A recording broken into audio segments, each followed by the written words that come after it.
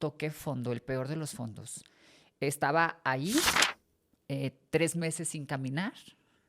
Ningún doctor me sabía decir qué tenía. Fui a muchas terapias, busqué esoterismo, limpias, hierbas, todo lo que me podía yo encontrar.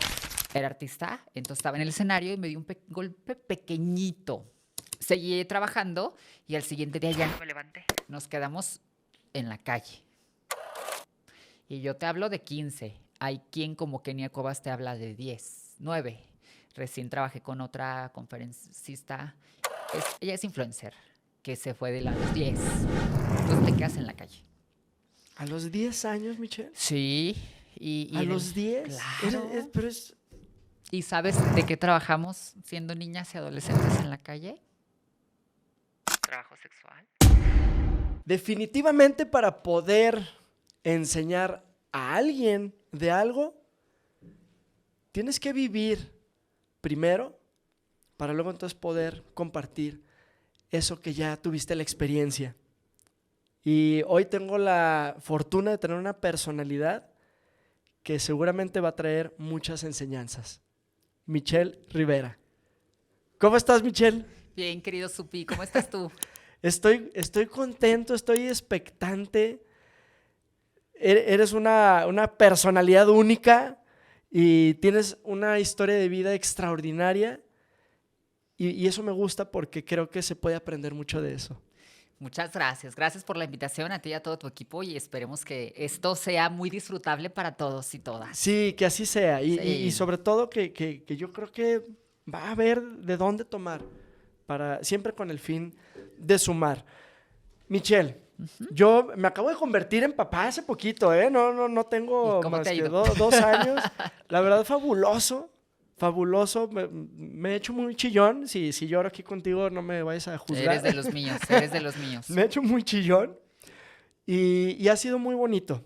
Pero ¿sabes de qué me di cuenta? Que es necesario hacer equipo con otros papás y mamás, porque ahorita niños y adolescentes están viviendo retos que yo digo cada vez más complicados. Por eso es importante aprender de todos.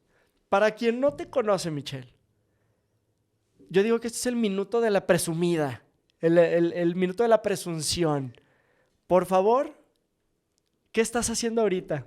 Presúmenos así. Sí, yo sí soy muy presuntuosa, ¿eh? Echa todas Sí. aquí las cartas a la mesa. Me dedico al desarrollo humano y espiritual. Mi equipo y yo nos dedicamos a esto. La función es esta, que la persona se desarrolle al nivel individual y también conecte con su espiritualidad, porque descubrí que sin la espiritualidad el humano puede ser súper exitoso, pero va a haber un faltante, una sensación de que algo ahí en el corazoncito todavía no se cultiva. O también tengo alumnos que son muy espirituales, pero no tienen para pagar la renta. Entonces no hay una coherencia ahí. Okay. Y para hacer esto tenemos muchas actividades. Damos terapias, cursos, entrenamientos, conferencias, televisión, radio, internet. Fundamos una editorial que publicó este libro que se llama Misión Divina. Es mi libro publicado. Y tenemos una productora también que se encarga de llevar a cabo todo esto. Pero aparte me meto al activismo con Kenia Cueva en la Casa de las Muñecas. Producimos a un artista que se llama Andy Zuno. Tenemos un proyecto con Carmen Campuzano para hablar de adicciones y otros aspectos como el suicidio, por ejemplo, y se llama Supervivientes. Okay. Entonces, todo lo que estamos haciendo, doy clases de oratoria. Fui presidenta, todavía me quedé con el título, fui presidenta de una organización que se llama Toastmaster Claro. para líderes y oradores. En el ciclo pasado, hace 2 meses que dejé de serlo. Entonces enseño oratoria, sigo en el club, pero enseño oratoria, pero integro la parte metafísica. O sea, no solo es hablar y mover las manos bonito y hacer caritas bonitas cuando estás gesticulando. También es sentirlo y hacer que el público lo sienta. Entonces, tenemos muchas actividades, pero yo lo resumo así: desarrollo humano y espiritual. Ya ahí métele la sanación, la paz, el niño interior, el dinero, el sexo, los padres, los hijos y todas las relaciones que llegamos a tener en la vida. Claro. Oye, Michelle, ¿cómo llegas a esto? ¿Por qué tú terminas trabajando en aportar? Porque eso al final tú estás ayudando a otras personas. ¿Por qué es que terminas queriendo ayudar a los demás? Fíjate que a mí me gusta mucho la palabra acompañar, porque llegué al punto de necesitar el entendimiento de la vida, pero sobre todo de mi persona, porque pues es muy bonito hablar de lo abstracto y el universo y el cosmos y el espíritu y la fenomenología, que es la experiencia individual del ser, pero yo después de muchos años, o los que tenía hasta ese momento, que eran 26 años, entendí que si yo hubiese conocido a una persona como yo, en otro nivel, en otra frecuencia, en otro entendimiento, en otra forma de vida, yo no hubiera vivido todo lo que viví. Y es que ahora ver una persona trans bien vista, valga la redundancia, es algo nuevo. Ujú. No hay casi, ¿verdad? Entonces, cuando yo era muy niña, muy adolescente, todo nuestro contexto familiar, social, escolar, todo lo que nos rodeaba era muy humillante y muy difícil. Entonces, abrirse camino y darse un lugar para que la misma sociedad te abra un camino, padres e hijos te puedan ver como una persona integrada dentro de la humanidad, pues se requiere mucho. Pero para yo llegar a esto, toqué fondo, el peor de los fondos. Estaba ahí 3 meses sin caminar. Ningún doctor me sabía decir qué tenía. Fui a muchas terapias, busqué esoterismo, limpias, hierbas, todo lo que me podía yo encontrar, porque me di un pequeño golpe en el coxis. Era artista, entonces estaba en el escenario y me di un golpe pequeñito. Seguí trabajando y al siguiente día ya no me levanté. Entonces, cuando estuve ahí, esos 3 meses, que literal me estaba secando, solo hay una foto de eso cuando me estaba recuperando, pero ya durante esos 3 meses no hay fotos, pero parecía ya que estaba al borde de la muerte. ¿Cuántos años tenías ahí? 26. 26, es los 26 que Sí. mencionas. Y le pregunté a Dios, ¿qué quieres de mí? Pinche vida está muy fea, le dije. Yo no sé para qué me trajiste, no tengo nada que me apegue. 2 perritas que tenía en ese tiempo. No tengo nada que me apegue, no me interesa la gente, no me interesa la familia, no me interesa nada, no tengo nada. Y lo que yo había buscado físicamente lo había encontrado, pero no me dio felicidad tampoco.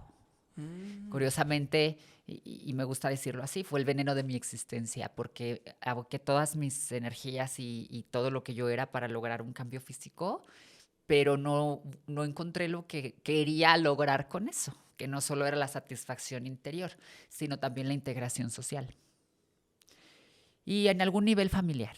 Entonces, ahí en mi lecho de muerte le dije, ¿qué quieres? Y me dijo, tienes una misión divina. Y ahora recuerdo que estos llamados llegaron a mi vida desde que tenía 15 años. Entonces esos llamados estuvieron presentes, pero pues yo no atendía al llamado, ¿verdad? Pues es que uno no nace diciendo, ay, voy a ayudar a todos y ser Ujú, ujú. humanista, por lo menos yo no. Entonces, cuando yo entendí que yo tenía 2 opciones en ese momento, a mis 26, morirme de quién sabe qué, porque aparte no tenía un diagnóstico. Ningún especialista médico me dijo lo que tenía. Las que sí me dijeron fueron las de las cartas y esas cosas que son más otros aspectos. Y tenía dos, morirme o levantarme de la cama donde me estaba literal secando y cumplir con este camino. Que la fuente, porque yo lo veía como una fuente, yo no veía un señor con barbas. Es que cuando le pregunté, me pasó una peliculita por la conciencia de todas las veces que la fuente me había dicho. Yo describo así porque era un espacio de luz con una paz, una voz masculina, muy amorosa, pero muy con autoridad. Ok.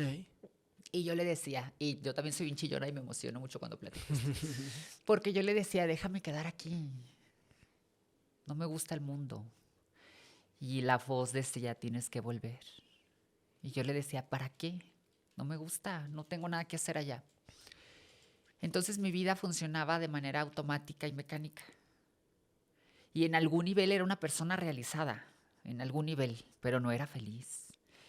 Y esta última vez le dije, ok, no sé cómo, nunca he vivido bien, he tenido vida de perro de la calle, la gente no me quiere, sentimentalmente estoy jodida. O sea, ok, le dije, no sé cómo, pero está bien. Y 3 días después de eso, después de estar tirada en la cama, moribunda. La gente que iba me miraba ya con tamal. Los médicos no sabían qué tenía. Y a los días yo ya estaba en terapia de acompañamiento espiritual. Estudio psicología y me gusta la psicología, pero lo mío es el acompañamiento espiritual, esta sensación de que hay una fuerza que te acompaña, aunque no entiendas nada, ¿verdad? Y aunque estés loca, la fuerza está contigo. Ya tenía yo tiempo ahí en ese espacio que esta mujer, Livier Medina Vázquez, que era mi guía espiritual, hacía lo que yo hago ahora. Entonces fui a una terapia de constelaciones familiares, Ok, que ahora las hago también, ok. y conocí una chava. Y esa chava me miraba con unos ojos oscuros, profundos, profundos. Pero yo estaba sentada porque ese día tuve fuerza para moverme casualmente. Soy delgada, pero estaba flaquititita y los implantes estaban grandes. Entonces yo pensaba que era la fisionomía que tenía en ese momento que hacía que me viera más, el implante se viera más grande. Conozco a esta chava y yo traía una andadera, pero ese día andaba bañada y arreglada, porque generalmente yo vivía en cama como enfermo. O sea, no me podía levantar para irme a bañar, no comía para no ir al baño. Entonces todo estaba muy, muy deprimente y muy decadente en mi persona. Me había cortado el cabello, ya sabes, cerrando ciclos y los ciclos siguen igual y una pelona y la vida siguió como estaba. Entonces estaba yo en un estado bastante deplorable y esta chica me alcanzó afuera del consultorio de Livier y me dijo, su mamá me dijo, mi hija te puede ayudar, te quiere decir algo. Y yo me le quedé viendo y le dije, ¿qué? Pero yo estaba tan peleada con la vida que el qué fue de cachetadón incluido, ¿verdad? Ajá, ajá. Y entonces me dice, ella te puede ayudar. Y me dijo, se llama Isabel Aceves. Me dijo, yo te puedo ayudar. Le dije, ¿cómo? Y me dijo, ¿con un huevo crees en esto? No, le dije, pero estoy hasta la madre de todo. De tómate esto, ve con él, tal, tal, tal, tal, tal, Ajá, tal. intentando todo. Y le dije, ¿cuándo? Era un sábado. Me dijo, ahorita si quieres. No, le dije, ellas me van a llevar, porque ellas no me dejaban salir sola, ella y mi hermana con las que yo vivía. Ujú. Siempre andaba acompañada, me llevaban al baño. Estaba yo cansada. Pero ese día me fui sola. Y le dije, ellas me van a llevar, pero mañana. Esa noche fue pésima para mí, de dolores. Tenía unos dolores intensos por todo el cuerpo, unos dolores fuertes que me tenían en cama y no había medicamento que me los calmaran. Solo un médico de un hospital al que me llevaste, al que me llevó Dani, me dio un medicamento que me hacía perder la razón, pero me calmaba los dolores. Mm. Dicen ellas que yo ya hablaba una cosa por otra y desvariaba. Entonces, al siguiente día fui y efectivamente sacó el huevo y el puño de sal y empezó a rezar y el Salmo 91 y el agua bendita. Y yo decía, todo esto son charlatanerías, estas gentes quieren algo de mí. Pero mira, todo está escrito en el libro de detalle. Cuando yo les pregunto, ¿cuánto es? Porque aparte yo estaba en la pobreza, ¿eh? No, no, tampoco tenía como mucho dinero como para que me lo quisieran sacar. Y, y la mamá dijo, nada, se llama Lolita la señora, nada, mi hija lo hace por ayudarte. Y me tocó el hombro. Y yo me sentí tan mal. Es que cuando estás acostumbrado a que la vida te trate mal, pues el día que te trata bien se te hace raro, ¿verdad? Ujú. Les estoy diciendo, resumiendo ya una vida horrible, que puedo contar muy pocos momentos felices o etapas felices. Y al siguiente día, después de 3 meses de que no podía moverme, ni caminar, ni levantarme, ni nada, moví los piecitos y el dolor casi se había ido. Y moví los brazos y casi se había ido. Y yo dije, pues sabe, el huevo, la sal, el milagro, la mente, mis ángeles de la guarda, Ya no sabías qué la había mujer sido de tenía todo. superpoderes. Y me acordé, ok, entonces ya no puedo, ahora sí que ya no le puedo decir adiós ahí luego. Ya no te puedes hacer a un lado. No. Y ese día en la tarde fui con Livier y yo le dije, yo sé que tengo un camino que tiene que ver con el servicio, así como lo haces tú. Y ella me dijo, estaba esperando que me dijeras eso. Livier es una persona muy especial, es diferente ella. Y me dijo, vas a ir a estudiar acupuntura y vas a estudiar Reiki, vas a estudiar y vas a estudiar y vas a estudiar. Y me mandó a estudiar a todos lados. Y yo empecé a estudiar hasta que un día la gente empezó a venir a tocar a mi puerta. Vivía yo en la colonia Moderna. Y empezaron a llegar, a tocar mi puerta y decían, tú eres Michelle, porque aparte yo no hacía redes sociales ni nada, nada. Era como mi trabajo secreto. Y empezó a Órale. llegar la gente por recomendados. Y así llegó la terapia años después de que empecé a estudiar, ¿verdad? No sé cuánto tiempo. Y luego los cursos y las conferencias y la tele y el libro y aquí Se seguimos. empieza a dar todo. Todo se empezó a dar. Oye, Michelle, tu historia es conocida. Si alguien te busca y va a poder ver entrevistas tuyas. Hay dos tipos de personas que yo tengo aquí en el podcast. Uno que son profesionales en la formación de niños y adolescentes sobre todo, pero también figuras que han logrado, así como tú, el encontrar qué es lo que van a hacer. Y en este tipo de personas que he tenido la oportunidad de entrevistar, por ejemplo, medallistas olímpicos, me gusta saber cómo era la relación con sus papás. En tu caso, ¿cómo fue la relación con tus papás? Fíjate que mi papá acaba de fallecer hace el 20, falleció el 20 de octubre, apenas. Y fue un proceso muy difícil, porque mis papás se separaron cuando yo tenía 5 años. ¿Tú vienes de una familia en donde estaba tu papá, tu mamá, Y mis hermanos. hermanos? ¿Qué posición tenías tú o Yo tienes? soy la menor Hasta abajo, igual yo. ¿Y se y la separan ellos? consentida de mi mamá. Ah, igual También yo. Se separan cuando separan. tenías 5 años. O sea, Pero a ti te tocó... la historia es muy triste. En constelaciones la llamamos movimiento amoroso interrumpido. Ellos estaban bien, o era lo que yo veía, ¿verdad? Ujú. Pero un día, ya puedo hablar de él porque ya se murió. Mi papá dijo, yo ya no voy a trabajar. Yo ya trabajé mucho. Entonces, mi mamá salió a trabajar. Pero cuando ella sale a trabajar, empiezan los problemas entre ellos. Y mi mamá me traía aquí. O sea, yo tenía 4 años y era la luz de los ojos de mi madre. Y ella los míos. O sea, era una relación diría Freud, de complejo de Electra, de que era una relación muy fuerte. Y entonces ella me soltó porque salió a trabajar. Ah. Y de estar todo el tiempo conmigo, entonces ahora ya no estaba. Y cuando estaba peleaba con mi papá. Por eso cuando él se fue, yo descansé. Pero aunque él ya no estaba, ellos peleaban mucho. Cuando yo cumplo 15 años, me fui de la casa. ¿Por qué? Porque mi mamá me dijo, en este hogar hay reglas y las tienes que seguir. Y yo, rebelde, dije, pues no me gustan las reglas, me voy. Pues vete, me dijo. Me fui. Entonces, cuando yo me voy, mi papá tampoco hizo por decir, tiene 15 años, es adolescente, no se ha terminado de formar. Él ya vivía en otro lado. Él vivía en otro lado. Te pudo haber recibido, pero tampoco lo hizo. No.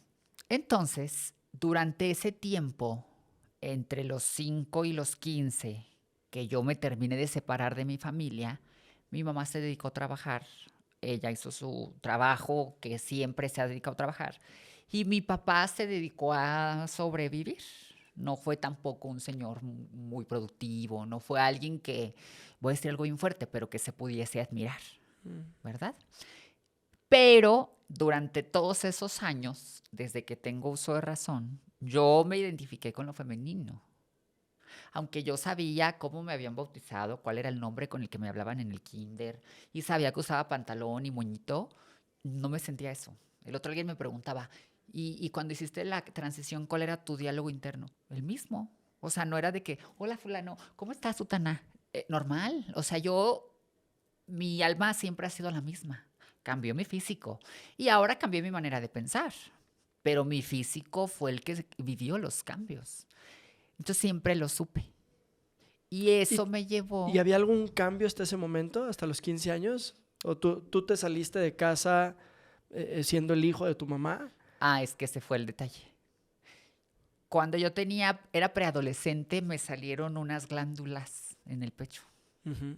porque tenía mucha progesterona.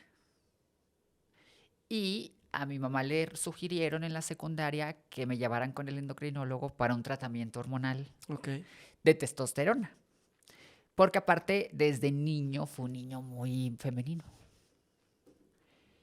Y todo el tiempo yo supe que yo no era lo humano con la identidad social, pues no era Mm, fulano. Yo ujú. siempre lo supe. Cuando mi mamá me preguntó si quería ir al endocrinólogo, yo le dije que no.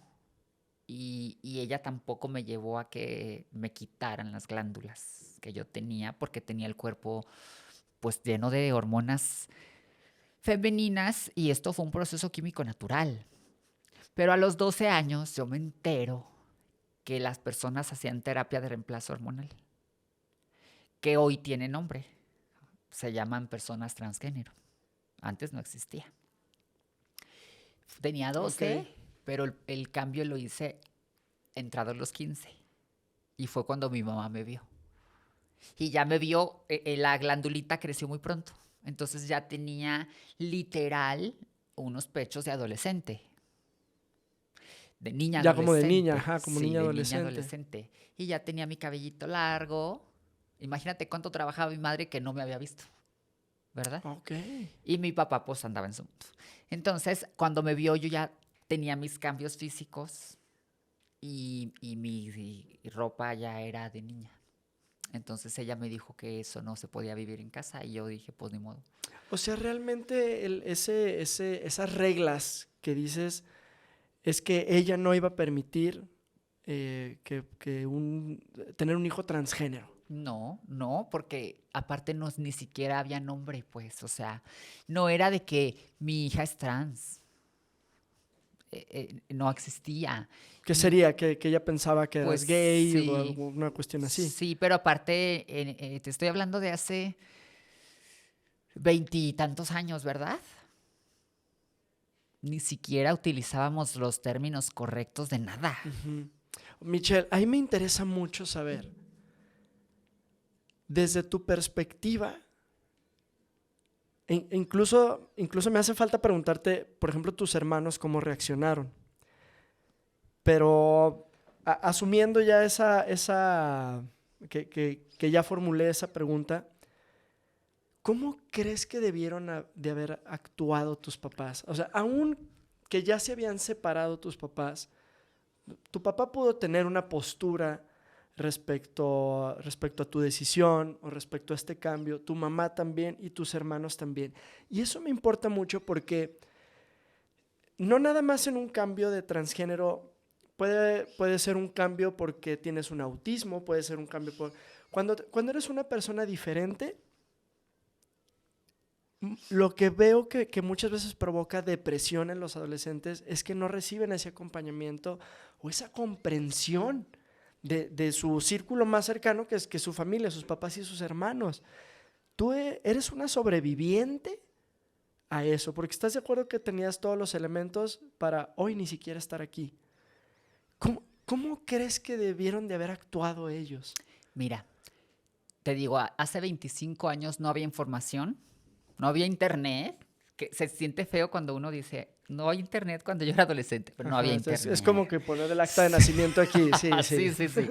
No había internet, no había libros de texto que trajeran la información de hoy, que 25 años después, el año pasado fueron un debate, ¿te acuerdas? Que no les enseñaran a los niños Claro, ideologías de género. Entonces, claro. imagínate hace 25 años. ¿Con Sí, qué iban a reaccionar mis papás? Pues con las herramientas que tenían. Ni siquiera se nombraba. Antes no decíamos LGBTQ+. Antes utilizábamos términos que no voy a decir porque nos censura YouTube.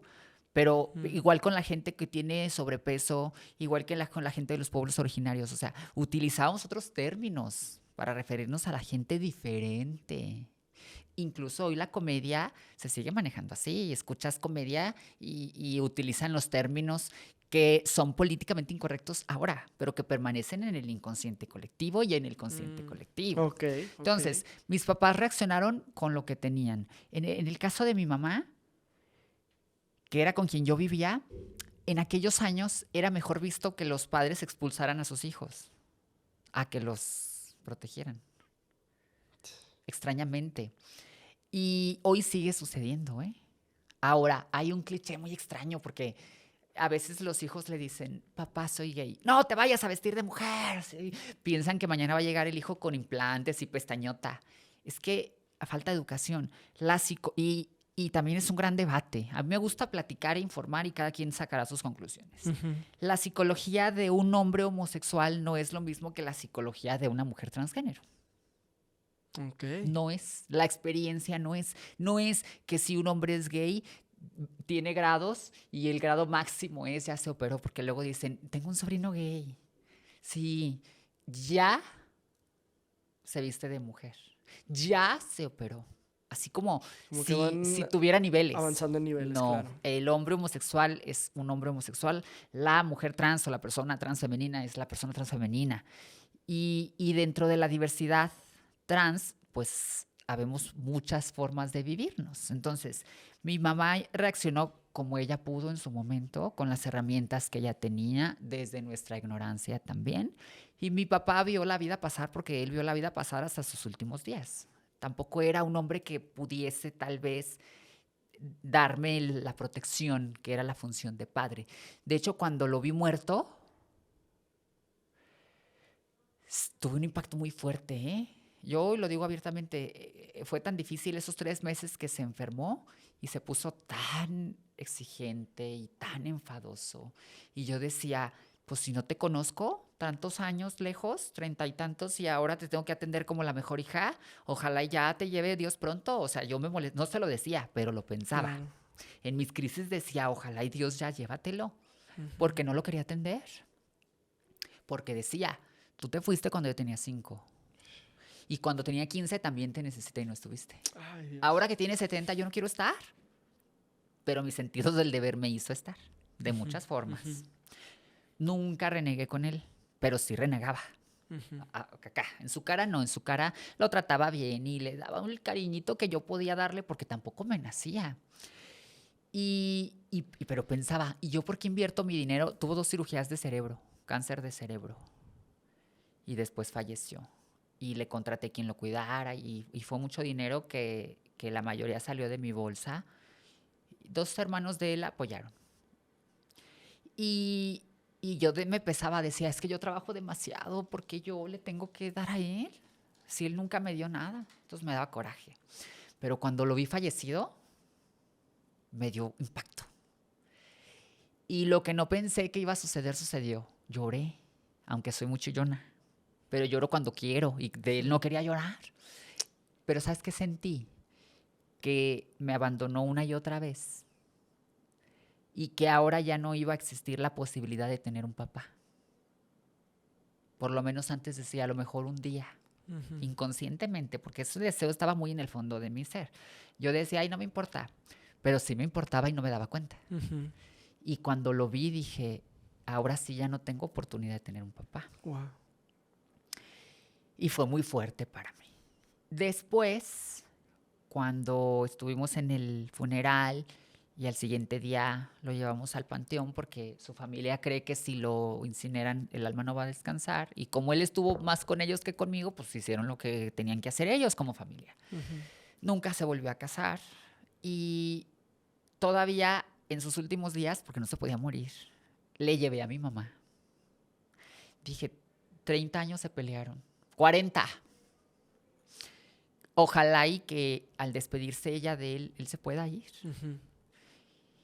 Pero le costaba fallecer. Entonces, ahora viéndolo a la distancia, pienso, él reaccionó con lo que podía y tenía y ella también. Pero eran 25 años atrás.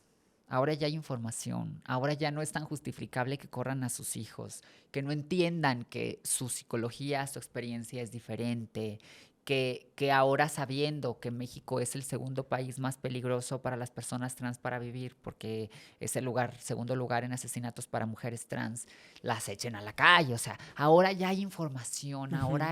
ahora sí, ya no es tan, te pongo estrellita porque corriste a tu hijo, que es diferente.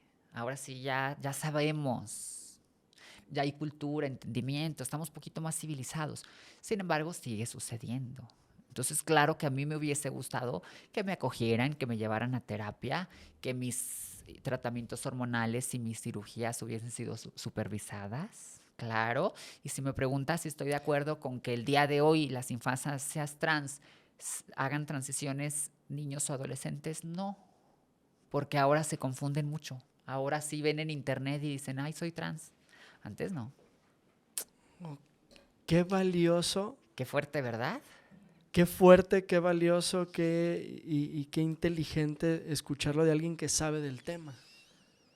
Porque o sea, no nomás que sea una cuestión que ni siquiera tengas la convicción o no, que sea una confusión o no. Sabes que yo veo en internet. Antes era trans, ahora ya no. Nunca fuiste. Mm. Jamás. Si bien hay una experiencia de ser que se le llama género fluido, los géneros fluidos fluyen, valga la redundancia. Hoy se sienten hombres, hoy mujeres, mañana nada. Está perfecto. Pero ya de eso a que las personas empiecen un tratamiento hormonal y ya vistan del género opuesto y luego un día descubran que no, entonces no, nunca fuiste. Pero hoy entiendo que hay demasiada información. Dicen por ahí que existe una Agenda 2030, que no he estado yo ahí en la mesa redonda y poniendo los temas sobre la mesa de cómo vamos a destruir a la familia con la ideología de género, pero no lo dudo. Lo que sí estoy segura es que dentro de esa mesa y de ese comité 2030, Agenda 2030, no hay ninguna persona trans. Mm. Las de veras, la gente trans de veras, estamos batallando en la vida cotidiana. Yo porque, bendito Dios, tengo muchos privilegios y estoy aquí sentada, pero las demás no. A las demás se las está cargando la chingada todos los días viendo cómo van a sobrevivir. Entonces, esta sobreinformación hace que los niños piensen que son trans, o los adolescentes que se confunden en esa etapa de transición de vida. Entonces, sí es importante que hoy sí se le atienda al niño, al adolescente, y que se le contenga con redes de apoyo, con terapia, conociendo personas que ya lo vivimos también. Y que después, ahora sí, en un grado de madurez pueda decidir.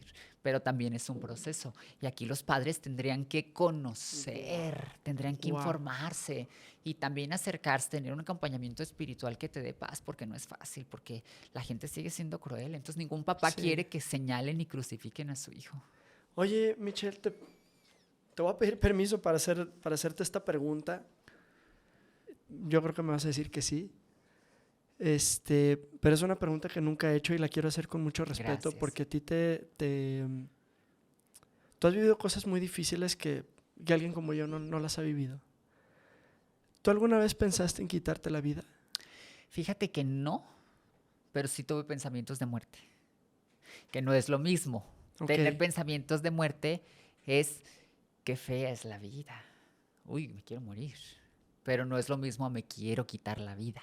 Voy a buscar con qué, Ok. ¿verdad? Entonces, lo que hace la diferencia es eso. A mí me pasaba cuando yo ya era preadolescente, que me iba a la primaria o a la secundaria y me hacían abusos físicos, sexuales, verbales, psicológicos.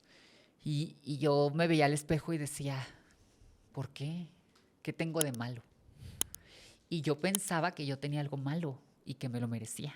Fíjate Mm. qué importante es esto, ¿eh? Porque yo pensaba que la gente me maltrataba porque estaba bien. Mira, nos maltrataban físicamente al grado de que nos llegaron a apedrear a mis amigas y a mí, con pedradas físicas. Nos metían a la cárcel, nos levantaba la policía de la calle, no nos dejaban entrar ni a comer a los restaurantes, ni mucho menos a los baños. Era un maltrato sistemático terrible. Ahora se trasladó a las redes. Mm. Pero en esos años, antes de ya yo salir a la calle en la transición, sentía mucha frustración porque decía, ¿por qué yo soy esto? Si yo no fuera esto, porque te digo, no tenía nombre. Si yo no fuera esto, la vida no fuera tan difícil para mí. Y en la secundaria no me maltrataran tanto y no me hicieran tanto bullying. Y no, ahora pienso que lo que a mí me faltó fue, digo, lo que a mí me salvó fue que siempre he sido muy imaginativa. Siempre. Y esto que ahora se ve físicamente existió aquí. Y yo decía, un día voy a ser una rubia fantástica y cuando todos ustedes me vuelvan a ver se les van a caer los pinches calzones. Fue lo que a mí me dio la fuerza para seguir. Porque sí decía, ¿por qué? Porque odio estar aquí, odio la vida, odio a la gente. Y los quería matar. Más que matarme yo, los quería matar. Pero déjame platicarte Ajá, esa segunda parte me interesa. que en la comunidad trans, gran parte de que no pasemos los 35 años es el suicidio. Que sí hay ideas de muerte, sí hay ideas de suicidio y si hay ejecución del suicidio. Wow.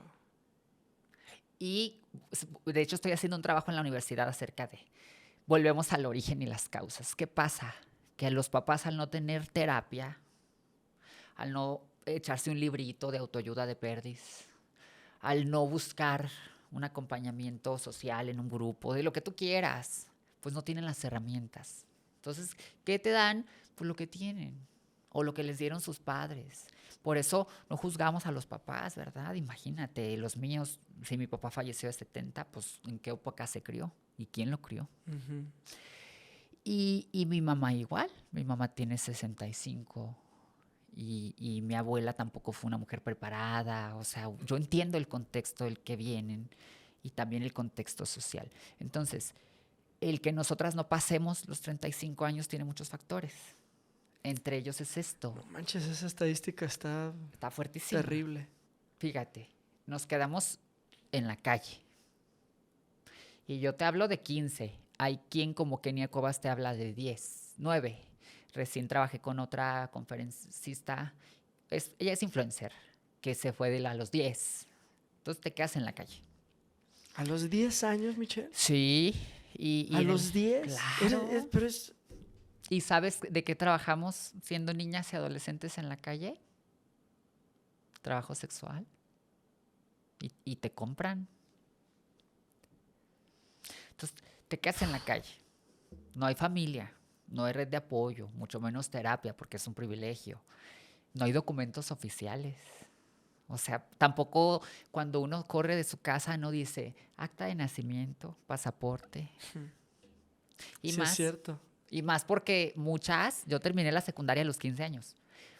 Si yo hubiera salido de 16 como todo mundo, no hubiera terminado la secundaria. Entonces, no hay documento escolar, por ende no hay INES. No manches.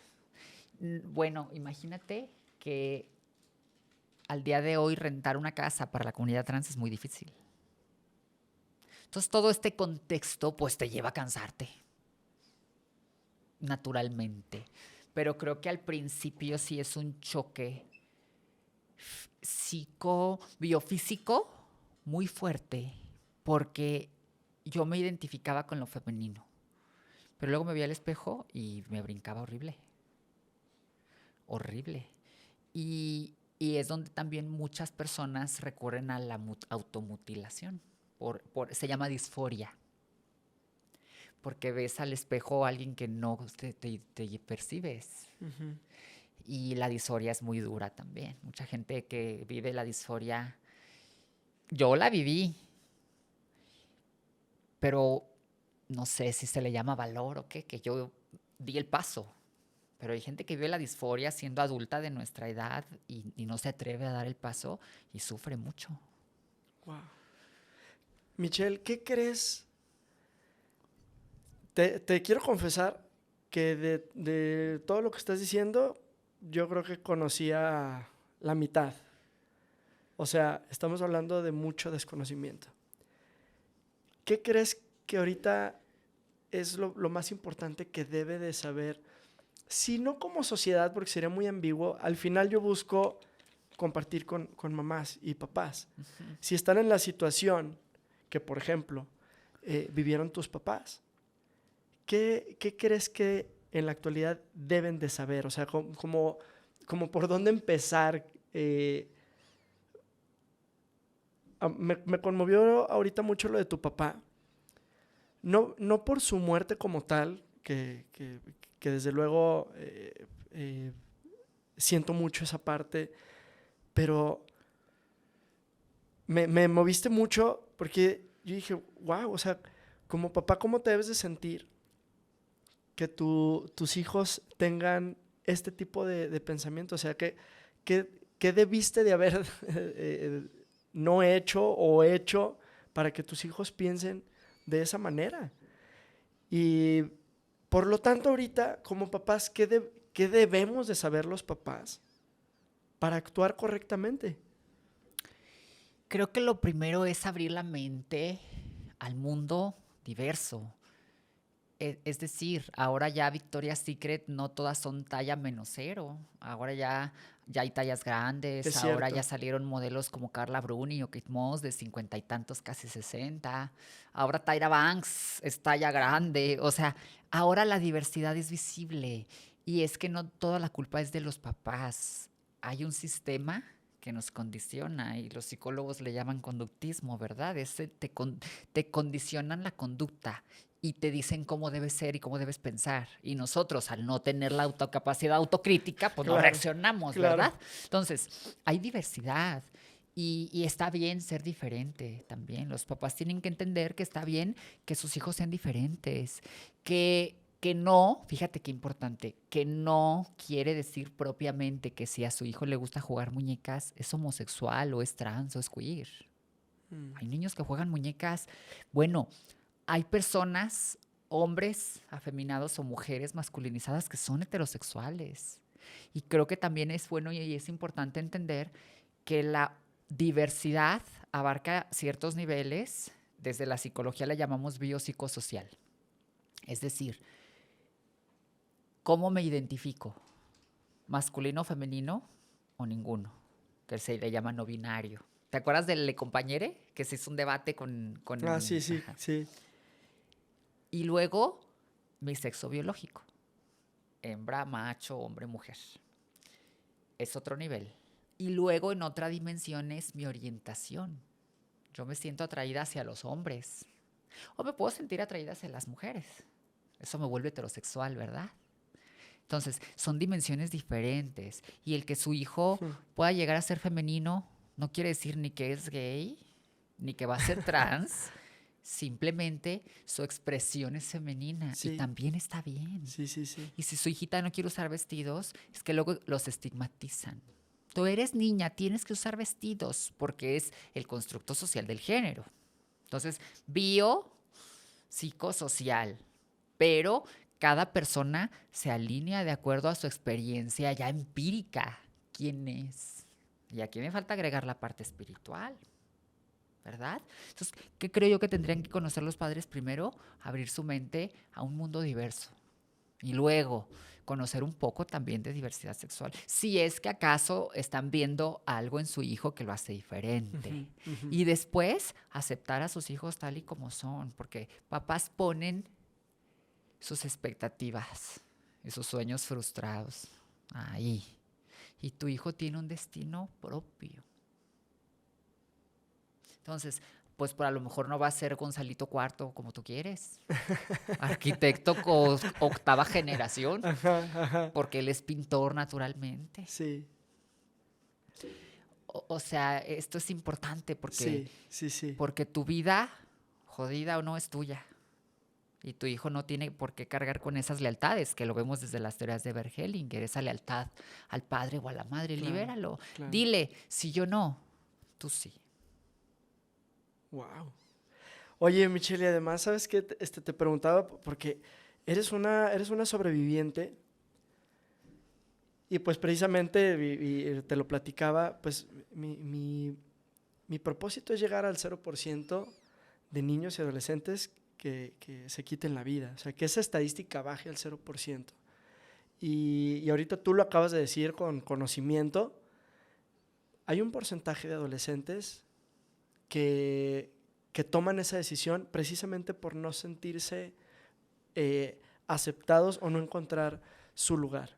Y por eso también para mí era importante tocar este tema, conocer de alguien que sabe, pero sobre todo, reitero, que es una persona sobreviviente.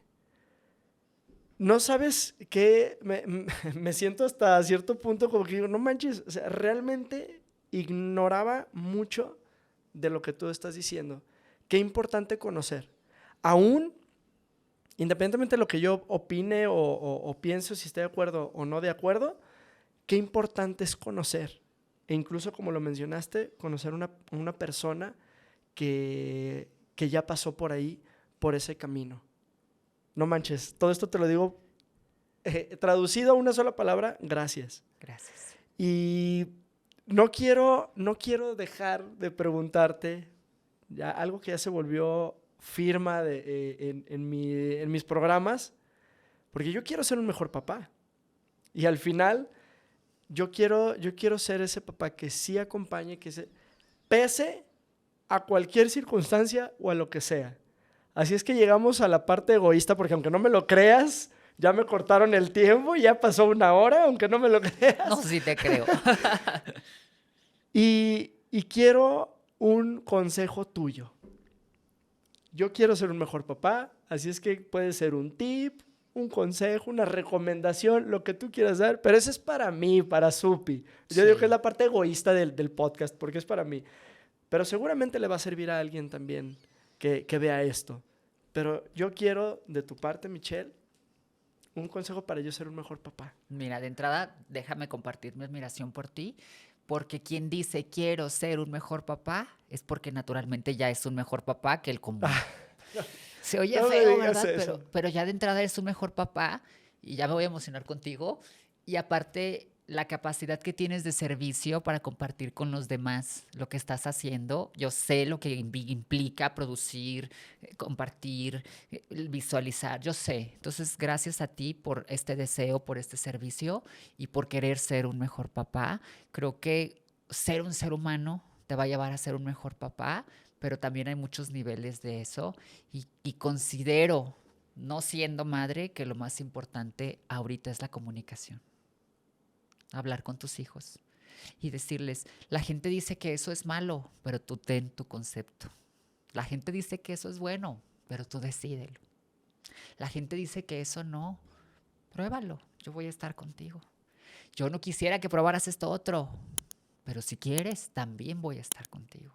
Wow. Entonces creo que la comunicación y el acompañamiento es importante para los hijos el día de hoy y ya así como tipa las mamás también maduren, porque luego veo papás de mamás de 40 y tantos, 50 y tantos que se comportan como adolescentes y eso me inquieta, porque digo, ¿a quién están criando? Claro. ¿A quién están criando? Claro. Entonces ya sería así como algo global. Yo sé que es difícil madurar también, pero maduren por sus hijos. Ay, pues, la verdad es que me siento muy agradecido. No esperaba conocer tanto del tema que nos estás diciendo. Y sí tenía la expectativa, pero definitivamente la superaste.